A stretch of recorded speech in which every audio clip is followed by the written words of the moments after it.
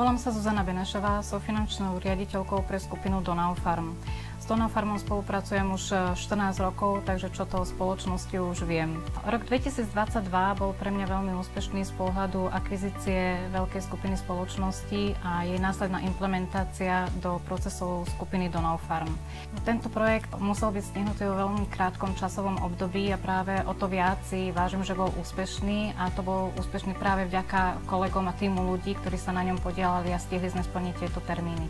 Pre rok 2023 už máme nastavené nové výzvy, a to je rozširovanie skladových priestorov, vrátanie nových síl a následne by sme chceli vizualizovať tieto skladové kapacity, vrátanie kvalitatívnych parametrov jednotlivých komodít na týchto skladoch. Chceli by sme automatizovať niektoré účtovné procesy a zaviesť ďalšie kroky digitalizácie.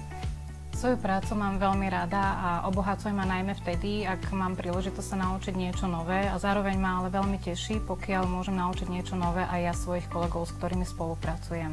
S pani riaditeľkou som bola v kontakte už od jej začiatku pôsobenia v Donau Farm. Roky pôsobím na komoditnom trhu ako obchodník s komoditami a Donau Farm vždy patril k mojim kľúčovým zákazníkom. Je to veľmi precízna, zásadová, systémová osoba, ktorá má rada výzvy. Je v nej sklbená mužská systematickosť, logika a zmysel pre plánovanie a zároveň ženská intuícia a šiest zmysel.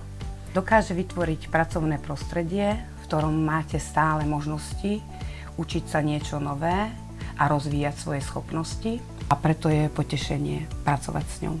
Svoju pracovnú vyťaženosť balansujem tým, že trávim čas so svojou rodinou.